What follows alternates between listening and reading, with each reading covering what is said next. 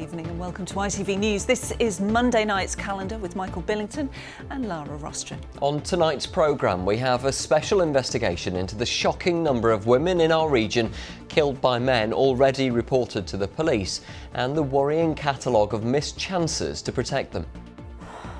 Went into this room and I just kept saying, just tell me, please, please, please, just tell me she's all right. And then he said the words I'll never forget. Your daughter did not survive her injuries.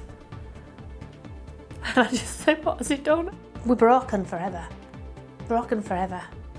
I have no future. Bethany has no future. Completely robbed of her future at 21-year-old.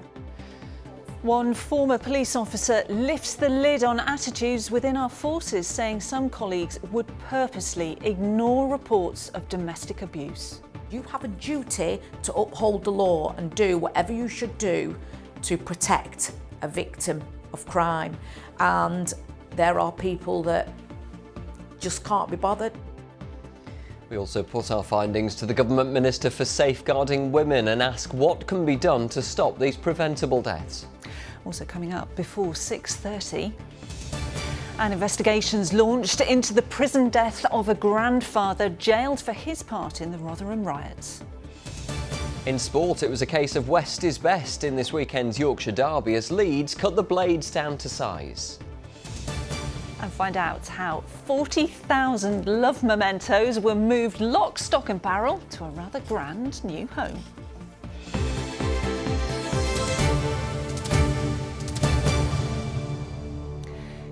Bethany Fields was just 21 when she was stabbed to death in a street in Huddersfield by her ex-partner. Just weeks earlier, she'd reported him to police over fears for her safety. But an exclusive ITV investigation has found that her violent death is just one example of multiple missed opportunities to stop women in our region being killed by men already on the radar of the authorities. Families have told Calendar they believe their loved ones would still be alive today if more action had been taken. Our investigation has found that over a 5-year period, 18 women were killed in our region by men who were previously known to police. 15 of those women had gone to the police themselves and 4 men were on bail at the time they carried out the killings. Tonight, in the first of our Unheard Voices series, Bethany's mother Pauline has been speaking to our reporter Amelia Beckett and says she's broken forever.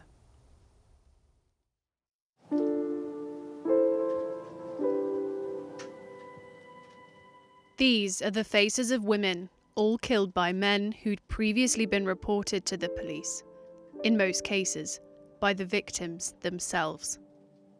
Women who leave behind families, many of whom say they were failed by the people supposed to protect them. Like Bethany Fields, a York University student stabbed to death by her ex-partner in a street in Huddersfield.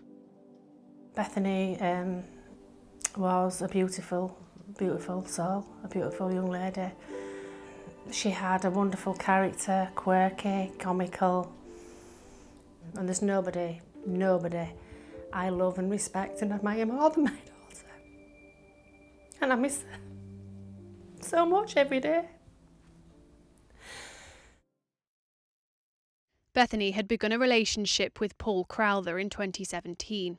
He had mental health issues which she tried to help him with, but he became threatening and controlling, and in June 2018 she ended their relationship. 2 days to coast, in a late night cycle practice. By August, Bethany had gone to West Yorkshire Police scared for her life, telling them how Crowther had been abusive and described being obsessed with killing someone. But the officer who took her statement had only been in the job without supervision for 2 weeks. Rather than assessing Bethany as high risk, they wrongly recorded her as medium.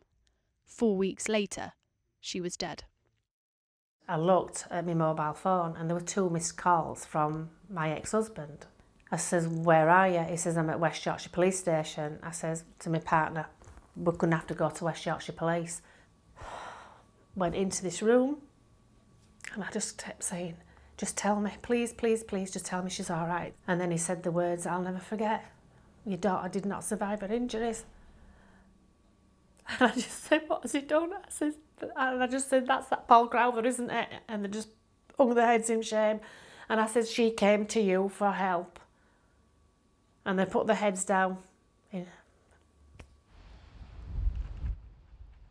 It's now been revealed that over the previous 7 years, Paul Crowther had been arrested 9 times under the Mental Health Act. He'd been the named suspect in domestic incidents with 2 previous partners. And 3 other people had made complaints about his threats in the 3 weeks before Bethany's death. I just wish you were here now. Bethany even told police herself he should be sectioned, but he never was. Do you feel that the authorities failed Bethany? Definitely. Absolutely, 100%. It's just, how can any mother comprehend and ever get over that? To lose your daughter, but then to know it was so preventable.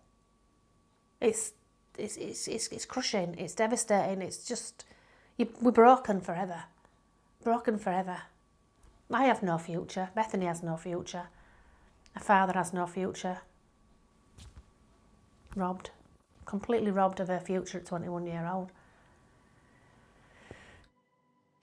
Our investigation has found Bethany was one of at least 18 women across Yorkshire and Lincolnshire who were killed by a partner, ex-partner or family member between 2019 and 2023 who were already known to police.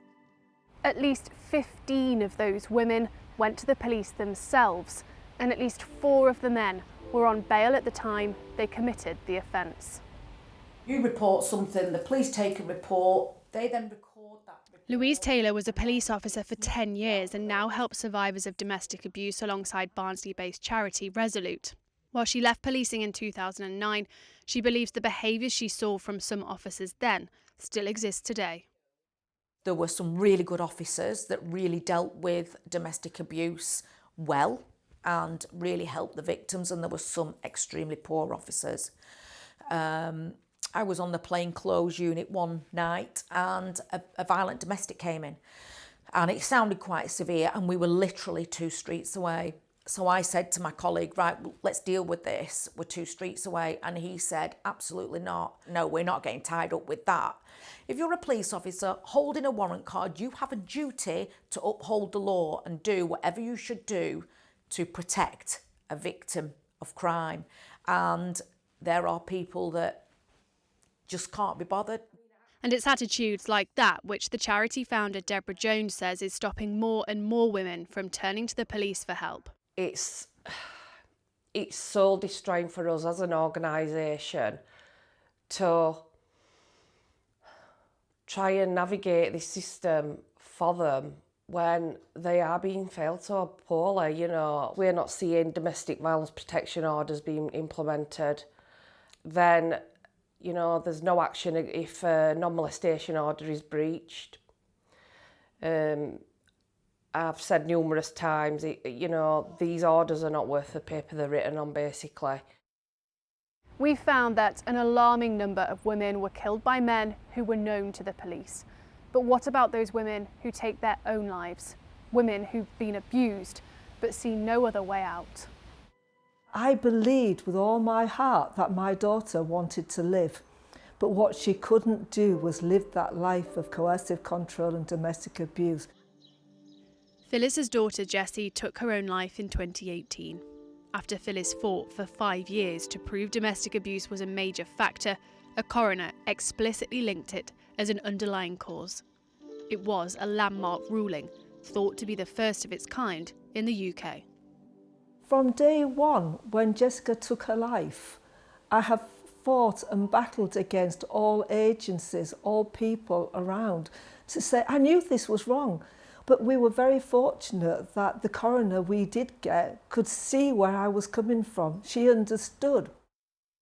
But the inquest at Hull Coroner's Court also heard there were huge failings by all the authorities. When Jessie fled South Yorkshire to move close to her family, her ex-partner managed to track her down. She went to Humberside Police, but they downgraded her risk from high to medium. Only this year has Phyllis received a formal apology. I needed them to say sorry. I needed them to say sorry so I thought they would learn by what they didn't do. There is no record of the number of suicides linked to domestic abuse. But Phyllis says, without one, how will we ever know how many women are being failed? What is it that drives you to do all the work that you're doing now? The love of my Jessie. I can't bring my Jessie back, but I'd like Jessie to be proud to think I helped somebody else, and if I can save somebody else or educate the professionals in how to do their job better, then by doing that, I can hopefully save some other people. Humberside Police told us their thoughts remain with Jessica and her loved ones. They fully accept her reports of domestic abuse were not handled as fully and appropriately as they could have been, and have since made numerous improvements, including in their risk assessment process. In the case of Bethany Fields, West Yorkshire Police told us they have accepted and implemented all recommendations made in the IOPC investigation and domestic homicide review. They have also improved their risk assessment processes and are working to improve understanding of perpetrator offending behaviour. She painted that one, I believe, first. But since Bethany was killed, there have been at least 14 serious reviews into the deaths of other women in Yorkshire and Lincolnshire. The question from Bethany's family is, why do the same warnings keep being missed? Such heartbreaking stories there. Well, Amelia joins us in the studio now. Good evening, Amelia. Really stark figures. The number of women who've been affected over the last 5 years. What have the police in our region been saying about the findings? Well, Laura, you're right. Those figures break down as 11 cases in West Yorkshire, 3 in Lincolnshire and South Yorkshire, and 1 in the Humberside Police region. I asked all those forces for an interview. They all declined and instead sent us through statements which say they've responded to the recommendations in response to all these deaths and improved training for frontline police officers in their response to domestic abuse. But I worked with the Femicide Project on this investigation, and their data shows the same patterns still keep happening. It is consistent across the whole of the reviews of the domestic homicide reviews that we have seen, that basically those patterns emerge again and again and again, of going to the police, of recording, of being in a position that the authorities know about it. The domestic homicide reviews flag it, but again we see the same patterns, and it's absolutely devastating, because the same things were happening in 2009 that are happening now as well. Well, we also asked for an interview with the National Police Chiefs Council just a year ago. They said that their approach to tackling violence against women and girls should be the same as terrorism. They too declined an on-camera interview, which is really disappointing. You know, I've spent months speaking to bereaved families who just want some answers as to why their loved ones were failed by the people who were supposed to protect them. I was hoping to ask those questions to the body who say they're taking it seriously, but instead they sent us a statement saying that since 2020 they've been working with academics to study every domestic homicide and suicide following domestic abuse. And this has led to a number of improvements, they say, in the police response. Of course, families just want answers, don't they? Amelia, thank you so much. Well, the new Labour government has pledged to halve violence against women and girls. Let's hear now from our political correspondent, Charanpreet Kaur. Charanpreet, you put Amelia's findings to the government, didn't you? That's right, Michael. I've been speaking to Jess Phillips, the Minister for Safeguarding and Violence Against Women and Girls. Now, it's important to mention that Bethany and Jessie's cases happened before the change of government to the current Labour one and before Jess Phillips took that post. But violence against women is something that she's cared about for a long time. For the past decade, she's been doing this. Tracy Kidd. Reading out the names of women killed by men in the UK every year. Now she has the power to change that. So I started by asking her whether the 18 women in our region killed by men known to the police had been failed. I'm afraid to say that what you have found is not something that comes as a particular surprise to me. And that is the entire reason why I personally have dedicated my life to trying to improve things, and why in government we are absolutely determined that these stories that you're telling about repeated failures, women having to return to the police, are ended once and for all. Well, let's have a look at some of the mechanisms that are in place at the moment. First of all, I want to talk about domestic homicide reviews. In the cases of the women that we've investigated, domestic homicide reviews often echo one another, which would suggest to us that the lessons aren't being learned. It's a completely fair criticism, and at the moment we're currently reviewing exactly how domestic homicide reviews actually go on to change things. And you're right, if the same failures continue to happen, there's fundamentally something that has to be done. How confident are you that the police can change? I want to bring up the case of Bethany Fields. She was stabbed to death by her ex-partner, Paul Crowther. She reported him 3 times before he died. West Yorkshire Police failed to record her risk correctly. They didn't file her statement for 7 days. There were gaps in the information that they held about Paul Crowther. They still haven't given her mother a formal apology. How can we trust that the police are going to learn from their errors and change if they can't take accountability? There isn't a police force in the country, I'm afraid to say, where the same story couldn't be told. And so this isn't an option of whether to wait and see if they can just change. We will be working across policing. It will be monitored and we will make sure that it is. Do the police take domestic abuse seriously enough, in your view? There is good and bad practice all across the country. What we have to make sure is that there are standardised practices across the country and across officers. We're putting specialist teams in every 999 call centre to make sure that the first response, not the third response, is the best one. So we are moving every lever that we possibly can. To be honest, I don't feel like we are getting any resistance from policing colleagues.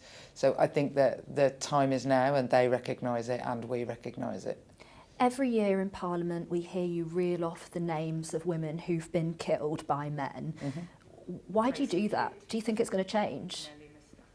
I wouldn't do it if I didn't think it was going to change things. That's the only reason to do it.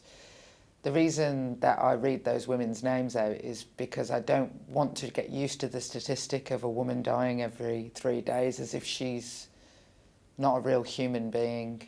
And actually, in the 10 years, in the decade now that I have done that, I think that the country does care considerably more about it and makes huge demands of people like me and of police forces. And that's the reason for doing it. And that was Jess Phillips, the Minister for Safeguarding and Violence Against Women and Girls. Well, if you've been affected by any of the issues raised in this investigation or you're seeking more information and support, then do head to our website where you'll find help and guidance. It's all there at itv.com/calendar. Let's bring you some more of the day's news now. And a grandfather who was jailed for his part in the Rotherham riots has died in prison. Peter Lynch, who was 61, was jailed for 2 years and 8 months for violent disorder outside a hotel housing asylum seekers. He was found dead in HMP Moorland on Saturday. A spokesperson for the prison service says his death is being investigated. A teenager has been arrested after a petrol station worker was run over in West Yorkshire while trying to stop someone from driving off without paying for fuel. It happened at the Esso station in Normanton in the early hours of Sunday morning. The injured worker remains in hospital in a critical condition. An 18-year-old man has been arrested in the Essex area and is currently in police custody. A North Yorkshire farmer whose hay bale business was hit by a devastating fire has thanked local farmers who turned out to help as the blaze took hold. The fire at Hag Lane in Cawood near Selby is still smouldering nearly 3 days on, and fire crews say they'll stay on the scene for at least the next 48 hours. It's thought the fire at Paul Smith's business was caused by the bales spontaneously catching fire. It's time for some sport now and a poignant moment of remembrance for George Baldock.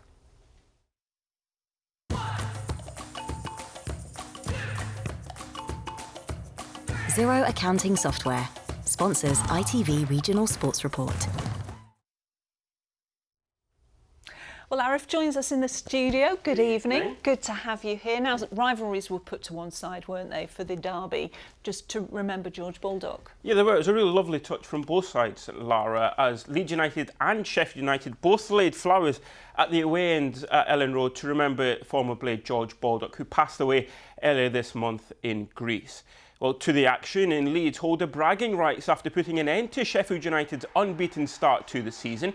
Pascal Struijk's strike was the first goal the players have conceded in over 11 hours of football. Then Matthew Joseph added a second to wrap things up for the Whites. And the football family also came together in Blackpool, didn't they, at Barnsley's game? Yeah, they did, Michael. And again, a really lovely touch from both sides, as the former Sheffield Wednesday boss Steve Bruce is the manager at Blackpool but missed the game due to the sudden death of his 4-month-old grandson. Play was stopped in the 4th minute with an applause in memory of baby Madison. It rather puts the result into perspective, doesn't it? But Barnsley did win the game thanks to a 92nd minute header from Mark Roberts. There was a less dramatic win for Huddersfield. They beat Bristol Rovers 3-1 at the John Smiths. Well, I think we had the goal of the weekend in League Two as Bradford won for just the 3rd time this season. Neil Bryan's header brought the Bantams level after falling behind to Gillingham. Then on the stroke of half-time, Jack Shepherd's superb volley won the game for Bradford. Well, elsewhere, Doncaster left it late to beat Swindon. Joe Ironside showed nerves of steel to score his 94th minute penalty. And Chesterfield, well, they barely got out of second gear as they cruised to a 3-0 win over Newport. In Rugby League, Castleford Tigers have sacked head coach Greg Lingard today. The 46-year-old was in charge for just one season, which saw Cass win just 7 league games and finish 10th in Super League. And finally, for me, I imagine everyone at Wakefield Trinity are still nursing some sore heads after they won the Championship Grand Final. Trinity thrashed Toulouse 36-0 on Saturday night to secure a magnificent treble. Jermaine McGilvray scored a try and kicked a conversion in what was his final game before retiring. And Wakefield will find out on Wednesday if they'll be promoted back to Super League. But there were some scenes that went on for a very, very long time. Absolutely. That was a tongue twister, wasn't it? It Thrash was to lose. Well done. Some well-deserved celebrations there, Indeed. though. Thanks, Arif. Thank you. Well, finally to a tale of enduring love and a happy ending for 40,000 padlocks. Yes, you might remember the so-called love locks had to be removed from a bridge in Bakewell because, according to the council, they posed a health and safety risk. Well, much to the disdain of couples who left them there, they were destined for the scrap heap. But that was before an operation to rescue them lock, stock and barrel swung into action, as Helen Steele explains. Thousands of stories of love and loss locked to this bridge in Bakewell forever. Or so they thought. Well, this is the bridge now after council workers moved in to remove the locks, citing health and safety concerns that the bridge was crumbling under the pressure. The original plan was simply to scrap them. Step forward Thornbridge Estate, where community-minded staff scrambled together to save them. A big reveal for the final project is planned for next year. So obviously this isn't where they're going to be at the end, but this is where they're being kept now, isn't it? Just tell us how they got here. These 40,000 padlocks were transported from Bakewell only a couple of weeks ago, because this is all very last minute. A lorry took this over from Bakewell, and to show the scale of it, when it got here it had 2 relatively flat tyres, because I don't think anybody really understood quite the scale of 40,000 padlocks. And people were really upset, weren't they? There's a lot of kind of stories here. If we just look in one of these bags, I mean, this is just one of them. Alan and Danny, 2018, you know, that's just one of many stories, isn't it? One of many examples. We've got padlocks that are there showing love between couples. There are padlocks there in memory of those who have died. All the more reason then for these stories to take pride of place. This is ultimately where they're going to be, and you've been part of this project really from the beginning, haven't you? Yeah. What will it look like? It's effectively going to be like a flat roofed structure, and you can kind of go left or right to whichever area of the bridge you wanted to go to. And people's locks will be kind of in the area they were, won't they? Yeah. There's also, we're going to include some kind of water feature and kind of a space for reflection, so like seating. There's so many stories here, aren't there? So what was people's responses when they found out that they were going to be saved? Overwhelmingly positive. We've had hundreds of messages, emails, letters, handwritten letters from people who are just very happy that their locks aren't being melted down. A ton or two too far for this bridge, but a weight off the mind for many that these love locks will soon have a new home. Helen Steele, ITV News in Bakewell. You're a bit of a romantic, aren't you? Have you ever... Who told you that? Have you ever put one of those little locks on somewhere? No, it's not really my style. I mean, nothing says I love you like a rusty old lock, does it? Oh, I don't. Oh, I think that's a bit mean. And also, I wonder if now, you know, when they're in this new location, whether new people can come along and put their locks on. I quite like that idea. I think that's absolutely. well, you like that idea. You I'm might warming to it gradually. Right, okay then. Okay, let's head to James Wright for that all-important weather forecast. Good visibility on the horizon. TUI sponsors ITV Yorkshire Weather. Have a good evening. Lots of cloud around today. It's taken quite a while to clear and we can blame the leftovers of Storm Ashley. This is the front that developed a bit of a wave. It threw some cloud back up across us through today. That's now pulling away. This front will just bring some extra cloud, a few showers, but once we pass that, high pressure dominating for much of the week, keeping things nice and settled, drawing up some nice mild air from the south and keeping this little feature out towards the west until probably overnight into Friday. As far as this evening goes then, clearing skies, winds a lot lighter, starting to see a little bit of cloud pushing in from the north and west courtesy of that weakening cold front. But it's going to be a case of being cool rather than cold overnight, looking at lows of around 7 to 9 Celsius. Still enough breeze to stop things getting too chilly. Tomorrow, some nice bright weather around to start. This front pushes through. It's breaking down all the while, so less and less in the way of rainfall as we head into the afternoon, and then once we're behind it, things should brighten up nicely, and we're looking at highs much like today, 13 to 15 Celsius, but light breezes and a bit of sunshine should certainly help things feel a little bit warmer and more pleasant. Now, as far as Wednesday goes, lots of sunshine around, a bit of fair weather cloud bubbling up, again 15 Celsius, so kind of rinse and repeat of tomorrow. Similar picture really on Thursday, lots of sunshine. I think we might start to see some thicker clouds moving in to our neck of the woods later on in the day. It's just a sign of that front starting to head in our direction. Then damper early start on Friday, but hopefully clearing to brighter conditions later. TUI sponsors ITV Yorkshire Weather. Thank you, James. Weather's not so bad for the next couple of days. About time too, yeah. I'm glad that wind's over. Yeah. It'll be all right now. Yes, will be. Right, that's it for now. I will be back with the late news at 10:30. Mary's next. We'll see you later on. Bye-bye. Bye-bye.